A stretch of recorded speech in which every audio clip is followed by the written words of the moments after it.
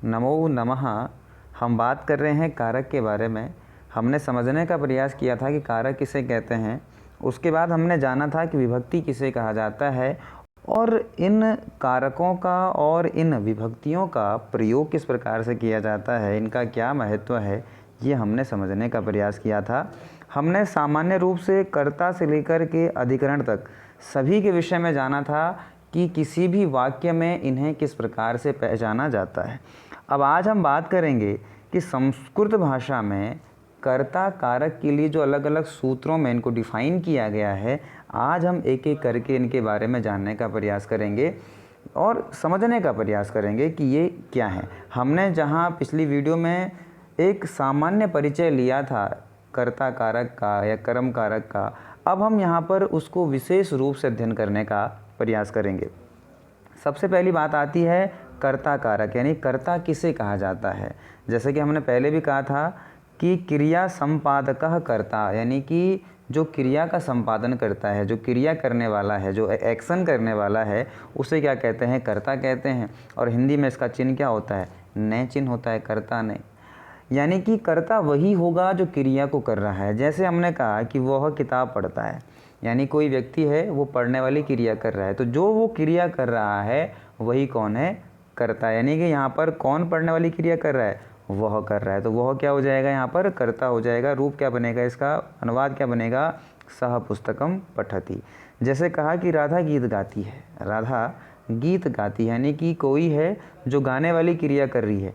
कौन गा रही है, तो राधा गा रही है, यानी राधा यहाँ पे क्या हो जाएगी, कर्ता हो जाएगी। यानी अगर आपने कर्ता को पहचानना है तो आपने बस ये देखना है कि क्रिया कौन कर रहा है, जो क्रिया कर रहा है वही कौन है, कर्ता है। तो यहाँ पर कर्ता कौन है, राधा कर्ता है, तो राधा गीतम गायती, इस प्रकार से रूप बनेगा। तो यहाँ पर सह और राधा क्या हो गए, कर्ता कारक हो गए, क्योंकि ये क्रिया कर रहे हैं। अच्छा, क्रिया सदैव क्या होती है, कर्ता के अकॉर्डिंग ही बदलती रहती है। जिस पुरुष में, जिस वचन में कर्ता होगा उसी के अकॉर्डिंग क्या बनेगी, क्रिया बनेगी। अब जरा ये समझना बहुत ज़रूरी है कि क्रिया का प्रयोग किस प्रकार से किया जाता है।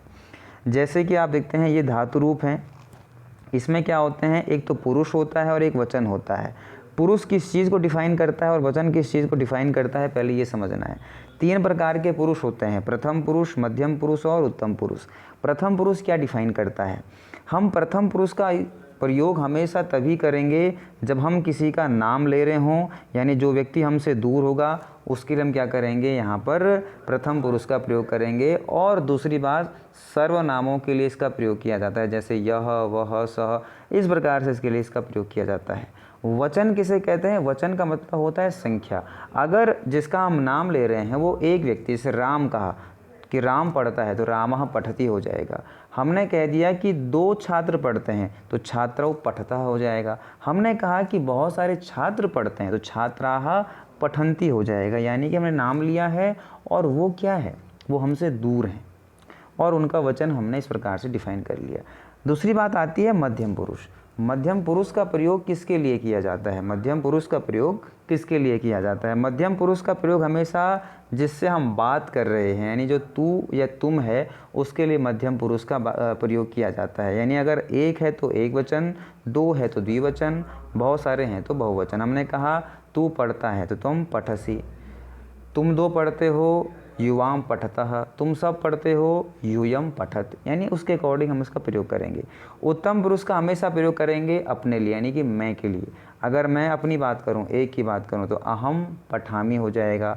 अगर हम 2 पढ़ रहे हैं तो आवाम पठावा हो जाएगा, और अगर हम सब पढ़ रहे हैं तो वयम पठामा हो जाएगा। तो इस प्रकार से पुरुष और वचन का प्रयोग किया जाता है क्रिया के लिए, यानी कि जिस प्रकार का कर्ता होगा उस प्रकार की क्रिया यहाँ पर ली जाती है। अब अगर आगे हम बात करें, जो हमारे पास दूसरा सूत्र आता है, कहते हैं कर्तरी प्रथमा, यानी कि अब हमने कहा कि कर्ता वो है जो क्रिया कर रहा है, तो कर्ता के लिए हम कौन सी विभक्ति को चुनेंगे, तो कहते हैं कि कर्ता कारक में हमेशा प्रथमा व्यक्ति को ही लिया जाता है। जैसे कहा कि राम स्कूल जाता है, राम कहाँ जाता है, स्कूल जाता है, विद्यालय जाता है। अब यहाँ पर देखो क्रिया है जाने वाली, कौन जा रहा है, राम जा रहा है, यानी राम करता है, तो रूप क्या बनेगा, रामः विद्यालयम गच्छति। अच्छा, हमने राम को रामः क्यों कहा, हमने राम को रामः क्यों कहा? क्योंकि देखिए प्रथमा हमने कहा करता है, राम देखो एक वचन है, इसलिए हमने यहाँ पे रामः करके लिया। आगे बढ़ेंगे तो राम में क्या आएगी हमारी यहाँ पे प्रथमा व्यक्ति आ जाएगी, यानी कर्ता में हमेशा क्या होगी? प्रथमा व्यक्ति होगी। दूसरा सूत्र आता है अगला सूत्र कि उक्ते कर्तरी प्रथमा, यानी जब भी कर्तरी वाच्य में हम सेंटेंस बना रहे होंगे तो वहाँ पर जो कर्ता होता है वो हमेशा प्रथमा व्यक्ति का ही होता है। 3 प्रकार के वाच्य होते हैं कर्तरी वाच्य, कर्म वाच्य और भाव वाच्य। कर्तरी वाच्य में क्या होता है? कर्ता प्रधान होता है, इसीलिए हमेशा क्या करते हैं? हम कर्ता को प्रथमा में रखते हैं। जैसे कहा कि राम घर जाता है, यानी कि राम एक व्यक्ति है, वो जाने वाली क्रिया कर रहा है, तो जो क्रिया कर रहा है वही कर्ता है। रूप क्या बनेगा? रामः गृहं गच्छति। अगला सूत्र आता है संबोधने च, यानी संबोधने च मतलब कि संबोधन में हमेशा क्या होगी? प्रथमा व्यक्ति ही होगी, यानी जब जब हम संबोधन का प्रयोग करेंगे तो हमेशा प्रथमा व्यक्ति के अकॉर्डिंग ही रूप को लिया जाएगा। जैसे हे राम यहाँ आओ, तो हे राम अत्र आगच्छत। ये इस प्रकार से यहाँ पर रूप बनाए जाते हैं। आगे अगर हम बात करें नेक्स्ट सूत्र की, तो सूत्र है अव्यय योगे प्रथमा, यानी कि अव्यय शब्दों के योग में भी क्या होती है? प्रथमा व्यक्ति होती है। अब अव्यय किसे कहा जाता है? अव्यय कहते हैं ऐसे शब्द जिनका अर्थ हमेशा एक समान रहता है। जैसे हमने कहा मोहन कहाँ है, तो मोहनः कुत्र अस्ति। ये जो कुत्र है, अत्र है, तत्र है, चौ है, इन्हें अव्यय कहा जाता है। अब जब जब हम इन वर्ड्स का प्रयोग करेंगे तब तक हम हमेशा उस व्यक्ति को कर्ता ही मान के चलेंगे। देखो यहाँ पर मोहन कोई क्रिया थोड़ा ना कर रहा है, तो वो कर्ता तो नहीं होना चाहिए, लेकिन उसके साथ में किसी अव्यय का प्रयोग किया जा रहा है, इसीलिए हमने क्या मान लिया? मोहनः, यानी कि जिस प्रकार रामः होता है वैसे हमने यहाँ मोहना करके उसको कर्ता मान लिया। तो अव्यय शब्द का जब जब प्रयोग किया जाएगा तो वहाँ पर किसी व्यक्ति को, संज्ञा को क्या मान लिया जाएगा? कर्ता मान लिया जाएगा। आगे बात करें कि उक्ते कर्मणि प्रथमा, यानी जब हम कर्मवाचक का प्रयोग करते हैं तो वहाँ पर क्या होता है? कर्म में प्रथमा व्यक्ति हो जाती है, यानी कि कर्म को क्या हो जाएगा? प्रथमा व्यक्ति हो जाएगी। अब बात यह है कि कर्म वाच्य में होता क्या है?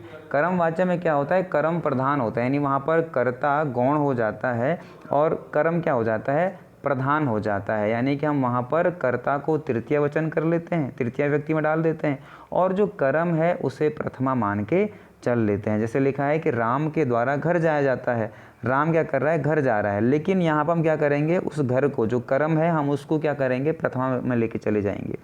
तो जैसे देखो रामायण किया, तो रामायण क्या है? तृतीया का एक वचन है, तो हमने यहाँ पे जो वैसे कर्ता होना चाहिए था उसे हमने क्या कर दिया? तृतीया का एक वचन कर दिया।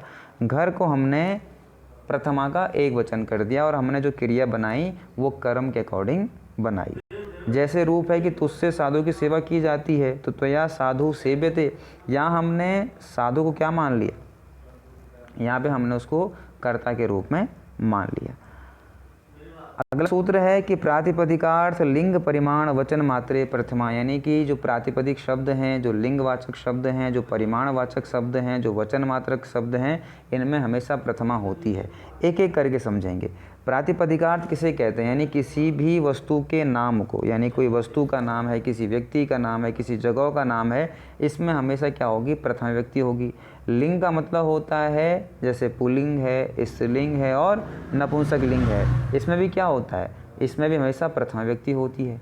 परिमाण का मतलब होता है माप तोल, तो माप तोल में हमेशा क्या होगी? प्रथमा व्यक्ति होगी। वचन संख्यावाचक शब्दों में भी हमेशा क्या होगा? जैसे एक है, दो है या बहुत सारे हैं, इसमें हमेशा क्या होता है?